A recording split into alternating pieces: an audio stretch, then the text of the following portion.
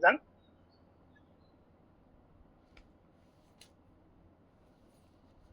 దానికంటే ముందుగా మనం ప్రార్థన చేసుకున్నట్లయితే వాక్యం కోసం 2 నిమిషాలు. మమ్మల్ని మిక్కిలిగా ప్రేమించిన దేవా, మీకు వందనాలు, స్తుతులు, స్తోత్రాలు చెల్లిస్తున్నాను నాయన.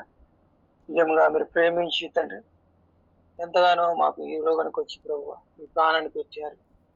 నిజంగా తండ్రి ఈ వాక్యం గురించి కొన్ని నిమిషాలు ఆలోచించబోతుండగా తండ్రి మీ విలువైనటువంటి జ్ఞానాన్ని మాకు అనుగ్రహించు. తద్వారా దేవా మేము ఆత్మీయంగా మేలు పొందుకుంటూ సన్నిధానంలో నాయన కష్టపడి పని చేసే భాగ్యాన్ని మాకు అనుగ్రహించండి. ఈ లోకంలో నాయన ఎన్ని శ్రమలు వచ్చినప్పటికీ, ఎన్ని ఆటంకములు వచ్చినా మీ కొరకు జీవించే కృపను మాకు దయచేయమని వేడుకుంటూ ఈ చిన్న ప్రార్థన మా రక్షకుడును మా ప్రభు నాయన యేసునామం ప్రార్థిస్తున్నాం తండ్రి.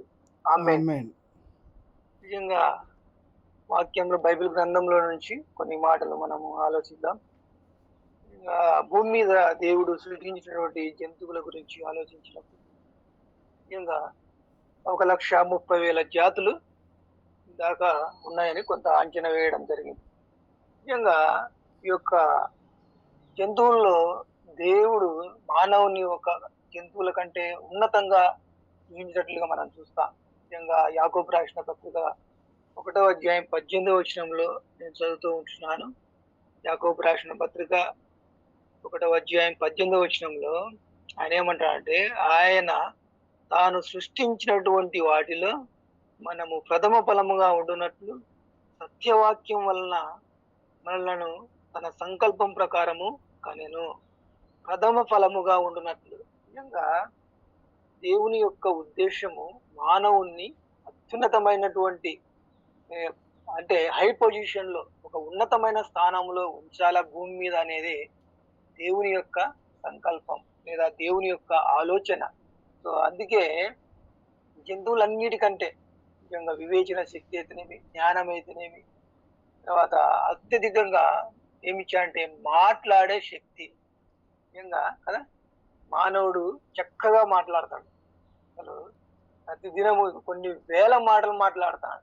అతను చెప్తూ వస్తాడు, ఎన్ని మాటలు మాట్లాడతాడు రోజుకు. దాంట్లో ఉపయుక్తమైన మాటలు ఎన్ని, పనికిరాని మాటలు ఎన్ని, దేవునికి పనికొచ్చే మాటలు ఎన్ని. మనం ఆలోచిస్తే ఉపయుక్తం కాని మాటలు చాలా మాట్లాడతారు. దేవునికి పనికొచ్చే మాటలు చాలా తక్కువగా మాట్లాడే స్థితిలో ఉన్నాడని మనము తెలుసుకోవచ్చు. నిజంగా ప్రపంచంలో నెంబర్ 1 గా ఉండాలని ప్రభు ఇష్టపడుతూ ఉంటున్నాడు. నిజంగా దేవుడిని ఆలోచించినప్పుడు దేవుని నోటి మాట వలన పక్షులు, జంతువులను సృజించాడు. కానీ మానవుని నిజంగా మన పోలిక చొప్పున నరులను చేయదమని నిజంగా ఒక మట్టిని తీసుకుని దానిలో ఆయన ఆత్మ ఊదగా నరుడు జీవాత్మ. ఎంత గొప్ప ప్రేమ కదా.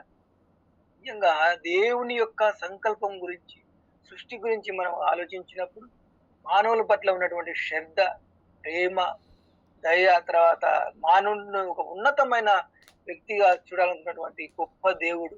నిజంగా దేవుని గురించి ఆలోచించినప్పుడు తను ఎంతగానో చూస్తాడు. అలాంటిది మనం చూస్తే నిజంగా దేవుడు అవసరమైతే జంతువులతో కూడా మాట్లాడే విషయాల్లో మనం చూస్తాం.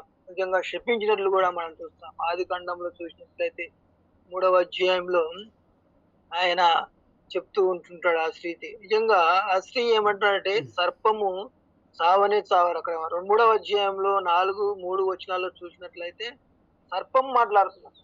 నిజంగా కదా, అందుకు సర్పము చావనే చావరు. నిజంగా అవ్వకు ఏ భాష అయితే అర్థమవుతుందో దాంట్లో దాని భాషలో ఆ యొక్క సర్పము అవ్వ భాషలో మాట్లాడుతున్నట్లుగా మనం చూస్తాం. నిజంగా మీరు తినరు, తర్వాత నిజంగా ఆ మాటలు నిజంగా అక్కడ మాట్లాడుతూ ఉంటాడు. తర్వాత మనం చూసినప్పుడు నేటి దినాల్లో సర్పం మాట్లాడుతుందా? మాట్లాడే స్థితిలో లేదు. నిజంగా అవసరమైతే మాట్లాడే దేవుడు. తర్వాత మనం చూస్తే నిజంగా ఒక మాటను రాస్తాడు. 2వ పేతురు రాసిన పత్రికలో కూడా చక్కటి మాటను రాస్తాడు. 2వ పేతురు 2వ అధ్యాయంలో 5వ వచనంలో మనం ఆలోచిస్తే, తిన్నని మార్గం విడిచి 2వ పేతురు గ్రంథం నుంచి పేతురు రాసినటువంటి 2వ పత్రిక 2వ అధ్యాయము 15వ వచనంలో మనం ఆలోచిస్తే, తిన్నని మార్గము విడిచి నిజంగా బేయరు కుమారుడైన బిలాము పోయిన మార్గమును బట్టి త్రోవ తప్పిపోయిరి. బిలాము దుర్నీతి వలన కలుగు బహుమానమును ప్రేమించెను. అయితే తాను ప్రేమించిన అతిక్రమం నిధులు అది గద్దించబెట్లనగా, నోరు లేని గార్ధబము మానవ స్వరముతో మాటలాడి ఆ ప్రవక్త యొక్క వెర్రితనమును అడ్డగించెను. నోరు లేని గార్ధబము మానవ స్వరముతో మాటలాడెను. నిజంగా ఇక్కడ గాడిద మాట్లాడుతుందండి కదా! ఈ యొక్క పేతురు రాసిన పత్రికలో చూస్తే గాడిదని దేవుడు వాడుకుంటున్నాడు అక్కడ. స్వరం అంటే గాడిద ఆ యొక్క అర్థం చెప్తుంది. వెర్రితనంను నిజంగా అడ్డగించినని చెప్తుంది. గాడిద మానవ స్వరంతో మాట్లాడుతుందని. నిజంగా దేవుడు అవసరమైతే జంతువులతో కూడా మాట్లాడించగలడు. కానీ అలా దేవుడు పెట్టలే. ఎందుకంటే ఇప్పుడు జంతువులన్నీ మాట్లాడతాయనుకో, అప్పుడు మానవునికి ఏముంటది? మానవుడు సర్వసాధారణమైన వ్యక్తిగా మారిపోతాడు. కాబట్టి వాడి నోటికి దేవుడు ఏం చేసేసినాడు? తాళం వేసేసినాడు. నిజంగా కదా! అవి మాట్లాడకున్నట్టు చేసేసాడు. అవసరమైన చోట మాట్లాడే ఇచ్చిన దేవుడు ఆ వాటిని మాట్లాడకుండా చేశాడు. ఎందుకంటే మానవుని పట్ల ఉన్నటువంటి ప్రేమ, మానవుడు ఒక ఉన్నత స్థానంగా ఉన్నాడు. ఆ పిల్లలు ఉన్నతంగా ఉండాలని ఆలోచించి నిజంగా దేవుడు ఎంతగానో చూసినట్లుగా మనం చూస్తాం. మనం కూడా అవసరమైతే మన నోటికి కూడా ఆయన తాళం వేయగలడు కదా! చేస్తాడా? చూద్దాం ఆ మాట. నిజంగా లూకా రాసిన సువార్తలో ఒక మాట అక్కడ రాయబడి ఉంటది. 1వ అధ్యాయం 20వ వచనంలో మనం చూస్తే లూకా రాసిన సువార్త 1వ అధ్యాయం 20వ వచనంలో ఒక మాటను రాస్తాడు. ఏమైందంటే, మరియు నా మాటలు వాటి కాలమందు నెరవేరును. నీవు వాటిని నమ్మలేదు గనక ఈ సంగతులు జరుగు దినము వరకు నీవు మాటలాడక మౌనివేయిందు అని అతనితో చెప్పాను. నిజంగా ఇక్కడ జకరియా గురించి చెప్తూ ఈ సంగతులు నెరవేరే వరకు నువ్వు మాట్లాడకూడదు, నోటికి తాళం వేస్తున్నాడు కదా, నువ్వు ఇంకా మాట్లాడలేవు అన్నప్పుడు జకరియా నిజంగా మాట్లాడకుండా అక్కడ మౌని అయినట్లుగా మనం చూస్తాం. కాబట్టి నేటి దినాల్లో అదే విధంగా చూస్తే 1వ అధ్యాయం 63వ వచనంలో చూస్తే ఒక మాట రాయబడింది. అతడు వ్రాత పలక తెమ్మని వాని పేరు యోహానని వ్రాసిను. అందుకు వారు ఆశ్చర్యపడి వెంటనే అతని నోరు తెరవబడెను. నాలుక సడలి అతడు దేవుని స్తుతించుచు మాటలాడసాగాను. లూకా రాసిన సువార్త 1వ అధ్యాయం 63వ వచనంలో ఆ మాట రాస్తాడు. నిజంగా తర్వాత ఆ యొక్క సంగతులన్నీ అయిపోయిన తర్వాత జకరియా మాట్లాడినట్టుగా మనం చూస్తాం. దేవుడు అవసరమైతే నీ నోరును మూయగలడు, అవసరమైతే ఆయన తెరవగలడు. కానీ ఇలాంటి దేవుడు మనకిచ్చినటువంటి యొక్క నోటిని మనం ఏ విధంగా ఉపయోగిస్తున్నాం? నిజంగా దేవుడు తలుచుకుంటే ఏమైనా చేయగలడు. నిజంగా ఆయన అవసరమైతే మాట్లాడేయగలడు, అవసరం లేకుంటే మాట్లాడలేడు. నేటి దినాల్లో కూడా మనం చూస్తాం కదండి, మన ఇంటి పక్కల ఎందరో సహోదరులు సహోదరులు మాట్లాడలేక మూగమైన స్థితిలో ఉంటారు కదా, ఉండలేరా? చాలా మంది మన తెలిసిన ఫ్రెండ్స్ కూడా నాకు చాలా మంది ఉంటున్నారన్నమాట.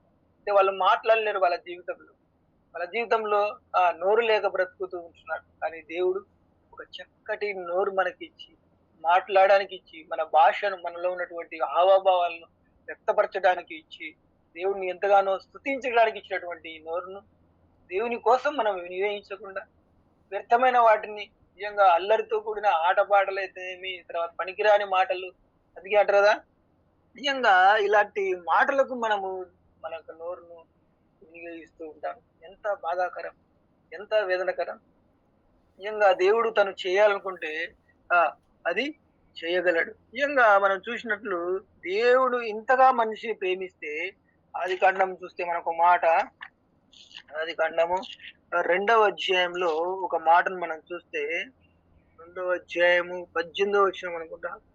నిజంగా మరియు దేవుడైన యెహోవా నరుడు ఒంటరిగా ఉండటం మంచిది కాదు, వారికి సాటి అయిన సహాయము వారికి దొరుకునని చేశాను.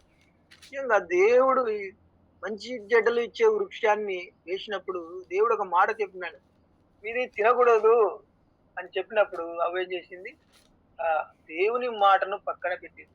దేవుని మాటను పక్కన పెట్టి ఆ యొక్క ఫలాన్ని ఎప్పుడైతే తినిందో వాళ్ళ యొక్క కనులు తెరవబడ్డాయి. అంటే దేవుడు అంటే లెక్క చేయలేదు అవ్వగారు. ముఖ్యంగా ఆ పూర్వ దినాల్లో దేవుడైతే చెప్పాడు, అమ్మా నువ్వు ఇది తినకూడదు, అన్ని తినొచ్చు, తోటలో ఉన్న పళ్ళని మాత్రం అన్ని ఏదైనా తినొచ్చు, కానీ తోట మధ్యలో ఉన్నటువంటి ఆ వృక్ష ఫలములు తినకూడదని చెప్పాడు. అయినప్పటికీ దేవుని మాటను లెక్క చేయకుండా, దేవునికి విధేయత చూపకుండా, దేవునికి లోబడకుండా అవ్వగారు నిజంగా తను ఎంతగానో పాపం చేసినట్లు, దేవుని మాటను లెక్క చేయకుండా అవిధేయత చూపినట్లు దేవునికి మనం చూస్తూ ఉంటున్నాం. తద్వారా మన అందరికీ పాపమును సంక్రమింపజేసినట్లుగా మనం చూస్తాం. నిజంగా మనం కూడా దేవుని మాటకు లోబడక, నిజంగా దేవుడు ఒక మాట చెప్పినప్పుడు నిజంగా ఆజ్ఞ అతిక్రమమే పాపము కదా! బైబిల్ గ్రంథంలో రోమీయులకు రాసిన పత్రికలో సెలవిస్తాడు. ఆజ్ఞ అతిక్రమం పాపము, పాపము వల్ల వచ్చే జీవితం మరణమని బైబిల్ తెలియజేసినప్పుడు ఆజ్ఞలు, ఎన్నో ఆజ్ఞలు ప్రతిదినము అతిక్రమిస్తూ, ప్రతిదినము దేవునికి దూరం అవుతూ, ప్రతిదినము దేవునితో సహవాసం లేక, ఆయన మాటలు వినక ఎంతగానో మనము దేవుని దుఃఖపెట్టే వారంగా ఉంటున్నాం, బాధ పెట్టే వారంగా ఉంటున్నాం. నిజంగా అయితే యెరూషలేమును చూసినప్పుడు దేవుడు కన్నీళ్లు విడిచెను అని వ్రాయబడి ఉంది. ఎందుకంటే మానవుల యొక్క పాపాన్ని తాను భరించలేక, మానవులు చేసేటువంటి అపరాధంలో ఆయన భరించలేక, ఆయన ఏం చేయలేక, మానవులను శిక్షించలేక కన్నీళ్లు, తనలో ఉన్నటువంటి వేదన నిజంగా మనం చూస్తూ ఉంటున్నాం. చక్కగా మాట్లాడుతూ ఉంటున్నాం, చక్కగా ఆ మనము దేవుని ఆరాధించలేకపోతున్నాం. నిజంగా మనం చూసినట్లయితే దేవుని యొక్క పనుల్లో మనము మన యొక్క నోరును ఎంతవరకు ఉపయోగిస్తున్నాం. దేవుడైతే మనం చక్కటిగా మా వాక్య శక్తి ఇచ్చాడు. నిజంగా మనం ఒక మాటను చూద్దాం. మనము ఎఫెసీయులకు రాసిన పత్రికలు అనుకుంటా 4వ అధ్యాయము 29 అనుకుంటా, 4వ అధ్యాయం 29లో మనం చూస్తే, వినువారికి మేలు కలుగునట్లుగా అవసరమును బట్టి క్షేమాభివృద్ధికరమైన అనుకూల వచనమే మీరు పలుకుడి గాని దుర్భాష ఏదైనాను మీ నోట రానియకుడి. ముఖ్యంగా ఎలాంటి మాటలు మాట్లాడాలంటే క్షేమాభివృద్ధికరమైనటువంటి అనుకూలమైనటువంటి మాటలే మీరు మాట్లాడాలి. నిజంగా మనం చూస్తే పల్లెల్లో చాలా గమనించినట్లు కొట్లాడుతూ జరుగుతప్పుడు చూస్తే ఎన్నో బూతుల మాటలు, అసలు అవి వినడానికి కూడా అసహ్యకరమైనటువంటి మాటలు మాట్లాడుతూ పాపం చేసేవారుగా ఉంటారు. దేవుడు ఏమంటున్నాడు తెలుసా? వినువారికి మేలు కలుగునట్లు అవసరమును బట్టి క్షేమాభివృద్ధికరమైన అనుకూల వచనమే పలుకుడి గాని దుర్భాష ఏదైనాను మీరు నోట రానియకుడి. ముఖ్యంగా దేవుని పరిశుద్ధాత్మను దుఃఖపరచకుడి అక్కడే రాస్తాడు 30వ వచనంలో. ఎఫెసీయులకు రాసిన పత్రిక 4వ అధ్యాయం 30వ వచనంలో ముఖ్యంగా దేవుని దుఃఖపరచవద్దు. ముఖ్యంగా ఎంత దేవుని యొక్క ఆవేదనను, దేవుడు ఒక మానవుని ఒక స్థితిలో ఉంచాలి అనుకుంటే మానవుడు తప్పిపోతూ ఉంటున్నాడు. మార్కు రాసిన సువార్త చివరి అధ్యాయంలో కూడా 16వ వచనంలో ఆయన రాస్తారు, సర్వ సృష్టికి వెళ్ళి సువార్తను ప్రకటించుడి అని ఆయన మాటలు చెప్పినప్పుడు ఆ మాటలు మనము ప్రకటించడంలే.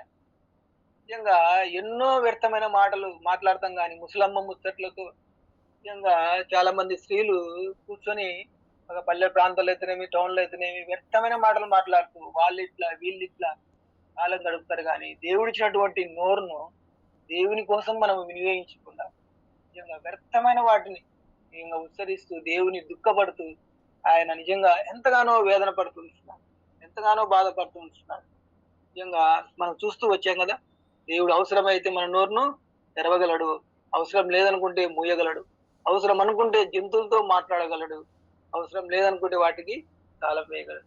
జాగ్రత్త. నేటి దినాల్లో మనం కూడా వృద్ధాప్యంలో ఉన్నప్పుడు నిజంగా చాలా మంది నేను వృద్ధాప్యంలో దేవుని నమ్ముకుంటానని వాయిదాలు వేస్తూ ఉంటారు. వృద్ధాప్యంలో మనం ఏం చేయలేమండి. శక్తి రాదు, బలము రాదు, ఆఖరకు మాట ఊక రాదు. అవసరమైతే పక్షవాయు వచ్చిందనుకో ఇంకా మాట ఊక మాట్లాడలేం. మనం సైగలు చేసి బతకాల్సిందే కదా.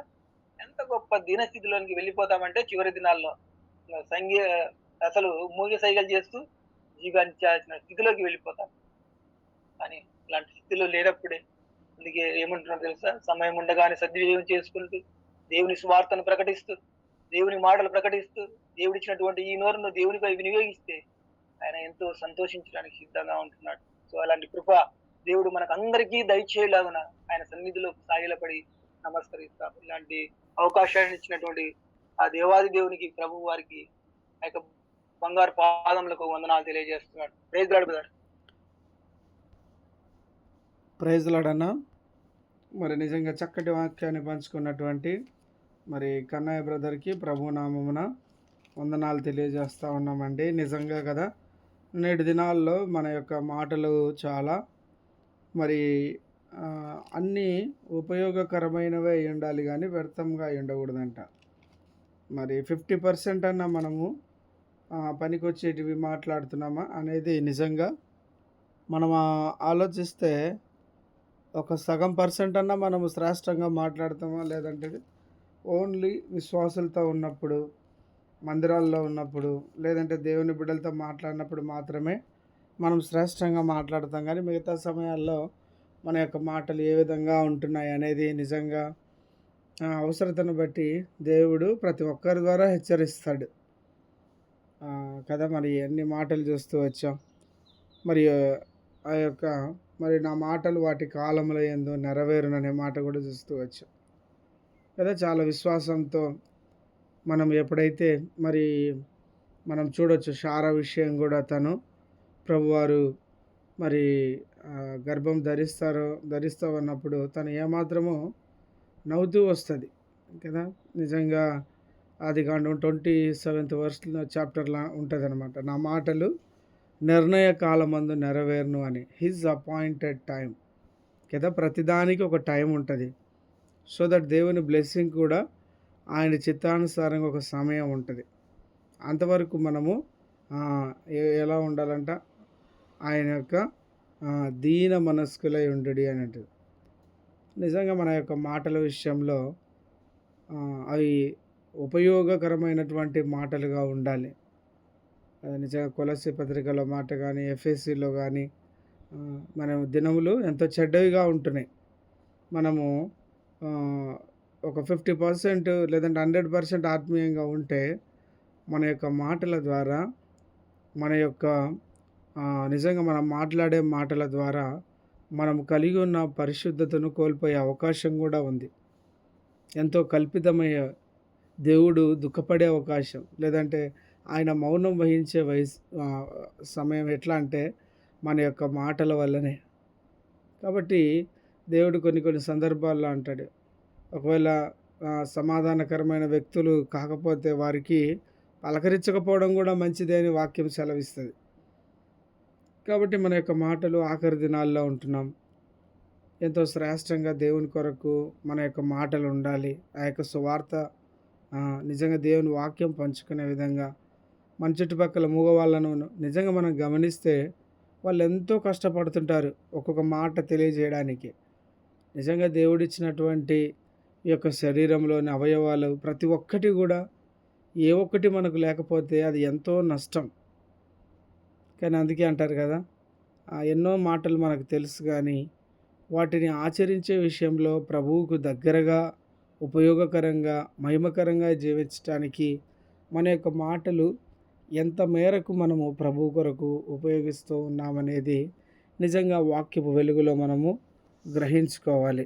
ఆ విధంగా మనం గ్రహించుకుంటూ దేవునికి సమీపంగా మరి ఆయన మాటలే కదా ఉపయోగకరమైన మాటలే కానీ వ్యర్థమైన వాటిని ఏమాత్రము